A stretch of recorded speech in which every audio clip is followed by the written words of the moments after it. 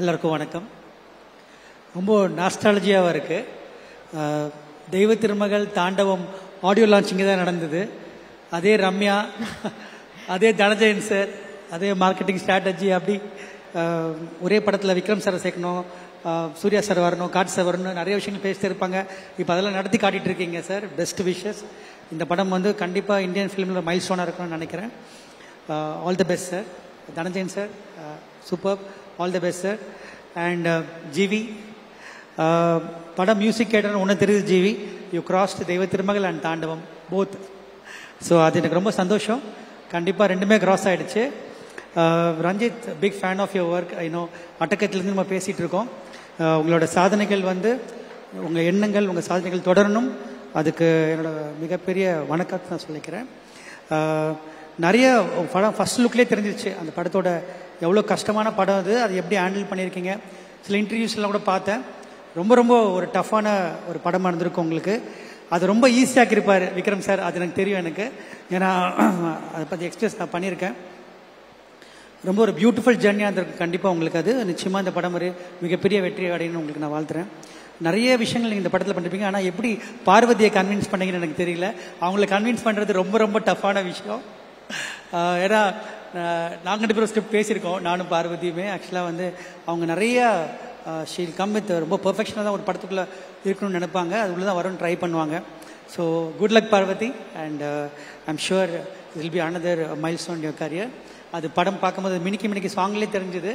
I'm sure it's going to be great. Malaika, good luck. And rest of the actors and technicians எல்லாருக்குமே இது ஒரு special படம்.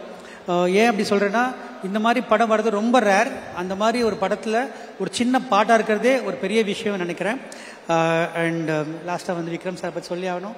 விக்ரம் சாரோட பேசணுன்னா எனக்கு இன்றைக்கி ஒரு நாள் பத்தாது. நான் நாளைக்கு காலை வரைக்கும் பேசிகிட்டு இருக்கணும். எனக்கு நிறைய மெமரிஸ் இருக்குது விக்ரம் சாரோட. எனக்கு நான் ஒரு டைரக்டருக்கு ஒரு ஸ்கிரிப்டில் பேப்பரில் இருந்து அது வெளியே வரும்போது ஒரு விஷயம் ஒன்று வரும். ஆனால் அதை விட 100 மடங்காக கொடுக்கக்கூடிய ஒரு விக்ரம் சார் தான். அது வந்து நான் அனுபவிச்சிருக்கேன். எனக்கு ஒரே ஒரு சின்ன ஒரு நடந்த விஷயத்தை மட்டும் சொல்லி நான் ஷேர் பண்ணோம். நாங்கள் தெய்வ திருமகள் ஊட்டியில் ஷூட் பண்ணோம்.